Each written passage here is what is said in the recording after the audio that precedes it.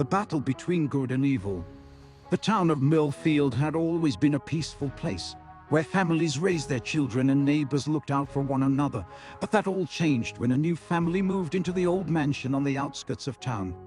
No one knew much about the family except that they kept to themselves and rarely ventured into town. But rumors began to circulate that something was not quite right about them.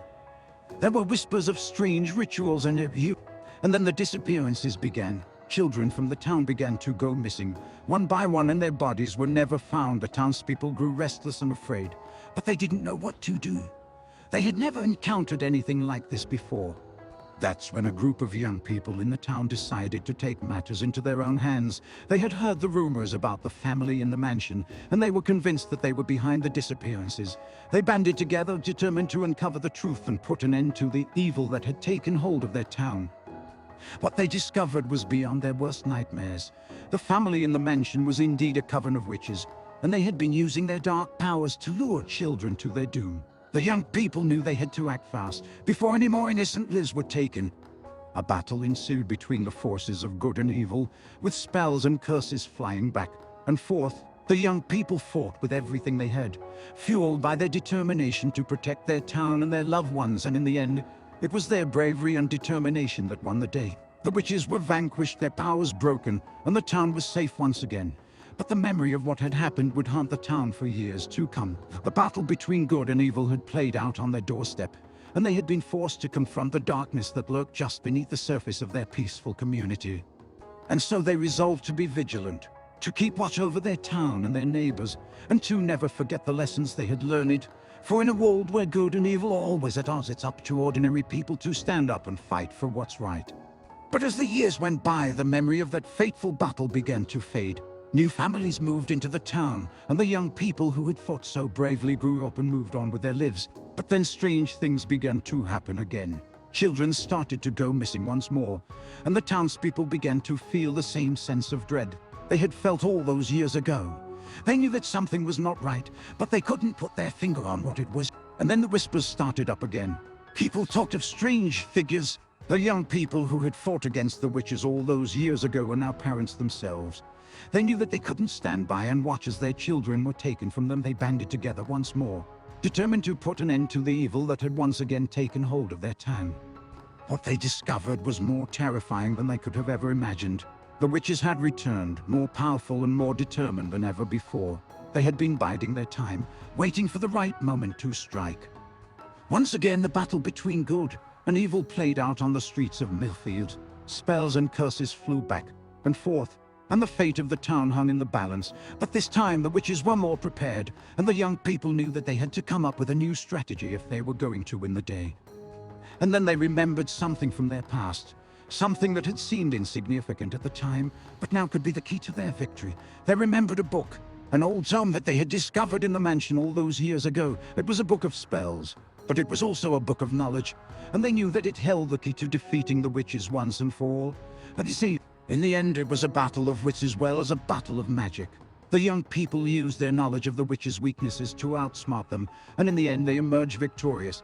The witches were vanquished once and for all, and the town of Millfield was safe once more. But the young people knew that they could never let their guard down.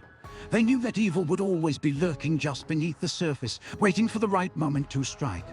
And they resolved to keep the knowledge they had gained close to their hearts, so that they would always be prepared to face the darkness that lay ahead. For in a world where good and evil are always at odds, it's up to ordinary people to stand up and fight for what's right. And as they looked out over the town, they knew that their battle had been worth it. They had saved countless lives and prevented a great evil from taking hold of their community. But they also knew that their fight was not over. There would always be more battles to fight, more darkness to confront. But they were ready for it. They had faced the witches and emerged victorious, and they knew that they could face anything that the world could throw at them. As they walked away from the town square, the young people couldn't help but feel a sense of pride. They had come together as a community to face a common threat, and they had emerged stronger for it. They knew that they could always count on each other, no matter what the future held. And so they walked off into the sunset, the ghost of their past behind them and the promise of a brighter future ahead. For in the battle between good and evil, it's the strength of the human spirit that always emerges victorious, and that they knew was the greatest weapon they had in their arsenal.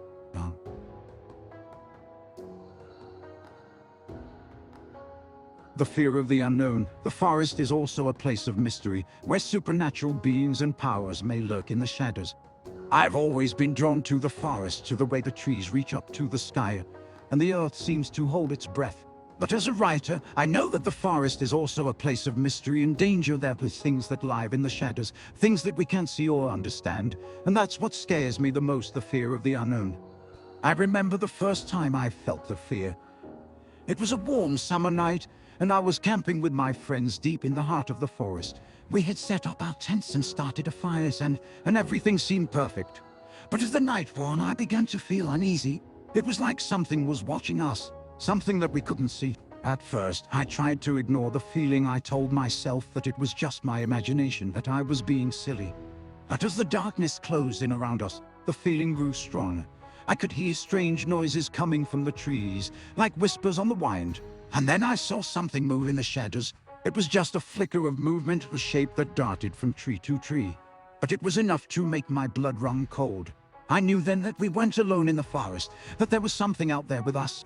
My friends laughed at me when I told them what I had seen. They said I was imagining things, that it was just a trick of the light. But I knew better.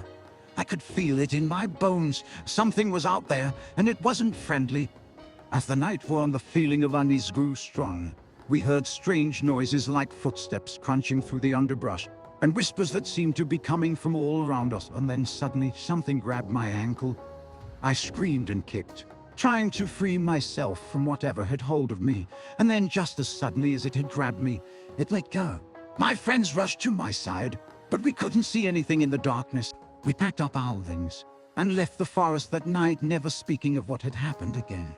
But I've never forgotten the fear that I felt, the fear of the unknown, because even now, years later, I know that there are things in the forest that we can't explain, things that we can't see or understand, and that's what scares me the most, the fear of what lurks in the shadows. I've spent a lot of time since then thinking about that night in the forest. I've read books and articles about supernatural beings and powers that are said to dwell in the wilderness. I've spoken to people who claim to have had their own encounters with the unknown. And while I don't know what it was that grabbed my ankle that night, I do know that the forest is a place of mystery and danger. It's a place where we are reminded of just how small we are in the face of the unknown. But despite the fear, I can't help but be drawn back to the forest. There's something about the way the trees rustle in the wind, and the way the sunlight filters through the leaves. It's beautiful, and it's inspiring. And even though I know that there may be things in the forest that I can't explain, I can't help but be fascinated by the mystery. So I continue to write about the forest, about the fear and wonder that it inspires in me. I try to capture the feeling of being surrounded by the unknown, the feeling of being both terrified and exhilarated at the same time. And even though I know that there may be things out there that I can't explain or understand, I continue to explore the forest, because in the end, it's the fear of the unknown that makes life so thrilling. It's what drives us to keep exploring, to keep searching for answers, and it's what makes us feel truly alive. But as much as I try to rationalize my love for the forest, there are times when I can't shake the feeling of dread. There are nights when I lie awake, listening to the wind howling through the trees, and wonder what might be lurking in the darkness. And then there are the dreams. Dreams of strange creatures with glowing eyes and razor-sharp teeth, of dark rituals and ancient powers that threaten to consume me, dreams that leave me sweating and trembling, wondering if they are just my imagination or something more. But no matter how scary the dreams or how real the fear, I can't help but be drawn back to the forest, because for all its dangers and mysteries, it's also a place of wonder and beauty, a place where anything is possible, where magic and reality blur together, and where the impossible becomes possible. And so I continue to explore the forest, both in my writing and in my life. I continue to seek its secrets, to learn about the beings and powers that dwell within it. And while the fear of the unknown will always be a part of my experience, so too will the thrill of discovery and the joy of wonder. For in the end, it's the combination of fear and fascination that makes life worth living. It's the excitement of exploring the unknown, of seeking out the mysteries that lie just beyond our reach. And it's the knowledge that even when we are scared, we are alive now.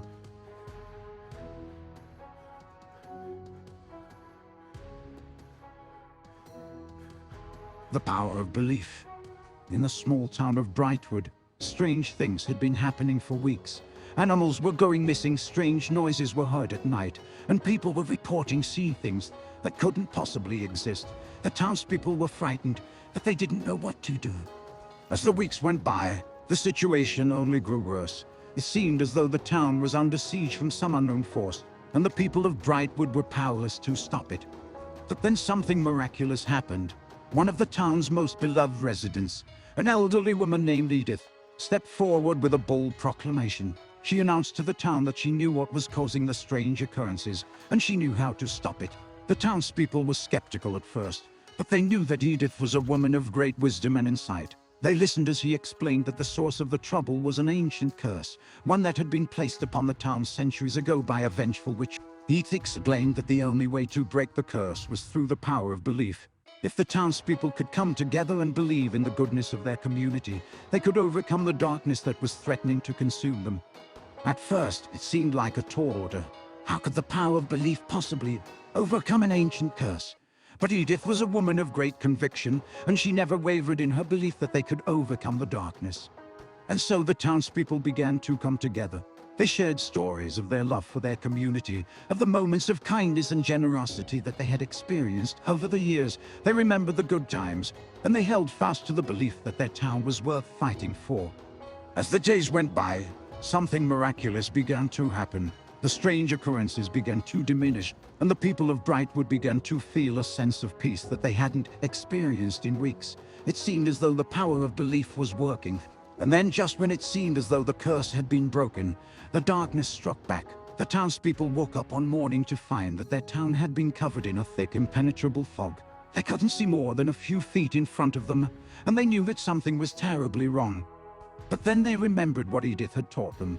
They remembered the power of belief, and they knew that it was up to them to fight back against the darkness. And so they began to chant, softly at first, but growing stronger with each passing moment. They chanted the names of their loved ones, the names of their favorite places in town, the names of everything that they held dear. And then something miraculous happened. The fog began to lift, slowly at first, but then more quickly, and as it lifted, the people of Brightwood began to see something that they had never seen before. They saw the goodness in each other, the love and kindness that had been there all along. The curse had been broken, but not through any magical potion. It had been broken through the power of belief, the strength of the human spirit. And the people of Brightwood knew that they could face anything that the world could throw at them, as long as they had the power of belief on their side. But as the weeks went by, the people of Brightwood began to forget. They forgot about the power of belief, and they began to slip back into their old ways. They stopped coming together as a community, and they stopped believing in the goodness of each other. And so it was that one day, the darkness returned. This time it was even more powerful than before. It seemed as though the curse had returned, and the people of Brightwood were once again under siege. But this time, there was no Edith to lead them. The people of Brightwood were on their own, and they didn't know what to do. They had forgotten about the power of belief, and they had lost their way. For weeks, they struggled. They tried everything they could think of to break the curse, but nothing worked. The darkness seemed to be growing stronger with each passing day. And then, just when it seemed like all hope was lost, a young girl named Lily stepped forward. She was just a child, but she had a wisdom and a conviction that belied her years. Lily told the people of Brightwood that she knew how to break the curse. She told them that they needed to come together as a community once again, to remember the goodness in each other, and to believe in the power of their love and kindness. At first, the people of Brightwood were skeptical. They had tried this before, and it hadn't worked. But Lily was a child of great conviction, and she never wavered in her belief that they could overcome the darkness. And so the people of Brightwood began to come together once again. They shared stories of their love for each other, and they remembered the moments of kindness and generosity that they had experienced over the years. They remembered what it was like to believe in each other, and they held fast to that belief. And then, just as before, something miraculous happened. The darkness began to lift, slowly at first, but then more quickly, and as it lifted, the people of Brightwood began to see something that they had never seen before. They saw the goodness in each other, the love and kindness that had been there all along. The curse had been broken once again, not through any magic or potion, but through the power of belief. And the people of Brightwood knew that they could face anything that the world could throw at them, as long as they believed in each other and in the power of their love and kindness. As the years passed, the people of Brightwood never forgot the lesson that they had learned. They continued to come together as a community to support and care for each other in good times and bad. They grew up to be a wise and compassionate leader who always reminded the people of Brightwood of the power of belief. And as she grew old and eventually passed away, the people of Brightwood continued to carry on her legacy. They knew that the battle between good and evil was an ongoing one and that darkness could return at any moment. But they were no longer afraid, for they knew that they had the power of belief on their side. And so it was that the people of Brightwood lived out their days in peace and prosperity, never forgetting the lessons of the past and always holding fast to the power of their love and kindness. And though the darkness sometimes still threatened to return, they knew that they would always prevail as long as they believed in each other and in the goodness of the human spirit.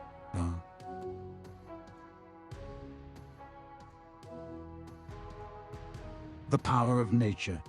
As the sun began to set over the thick canopy of trees, a sense of unease washed over Sarah. She had always felt a connection to the natural world, but the forest seemed to have a power all its own, something ancient and primal that stirred within her.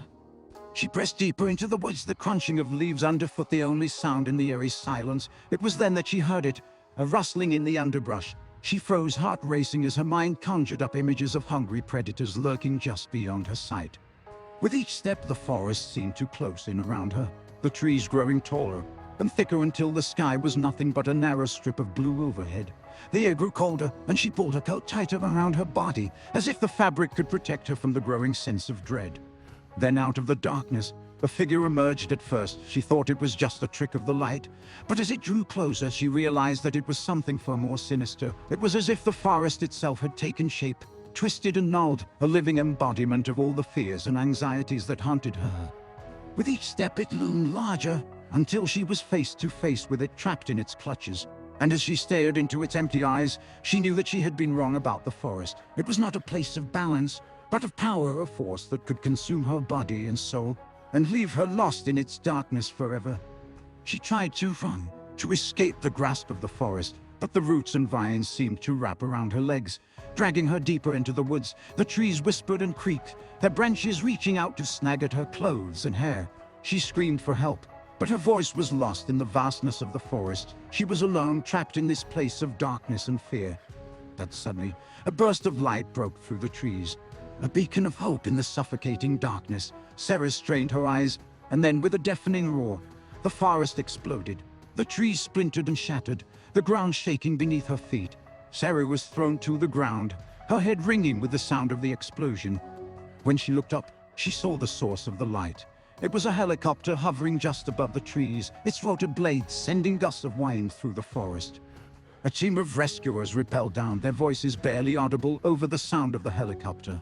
They freed her from the tangle of roots and vines, and she stumbled into their arms, sobbing with relief. As they lifted her into the helicopter, she looked back at the forest, the place that had nearly claimed her life, and she knew that she would never forget the power of nature, the primal force that had nearly consumed her. After Sarah was rescued, she spent several weeks recovering from her injuries. She was haunted by the memory of the forest and the terrible power that had nearly claimed her life. As she healed, she became obsessed with the idea of returning to the forest, of facing her fears and conquering the darkness that had almost consumed her. Eventually, she convinced a group of experienced hackers to accompany her back to the forest. They navigated the twisting paths and dense underbrush, and as they walked, Sarah felt a sense of empowerment she had never experienced before. She had faced her fear, and she had emerged victorious. But as they reached the heart of the forest, something changed. The air grew thick with a strange energy, a feeling of unease that crept into her bones. And then she saw it, the same twisted figure that had haunted her dreams for weeks after her first encounter. Sarah froze, but this time, she refused to let fear consume her. She took a deep breath, gathering all her courage, and stepped forward. The figure seemed to shrink back, its power fading in the face of Sarah's newfound strength. And as she moved forward, it disappeared entirely, as if it had never been there at all. Sarah emerged from the forest a changed woman, one who had faced the power of nature and come out stronger for it. She knew that the forest was a place of both darkness and light, of fear and empowerment, and that only by embracing its power could she truly understand the mysteries it held.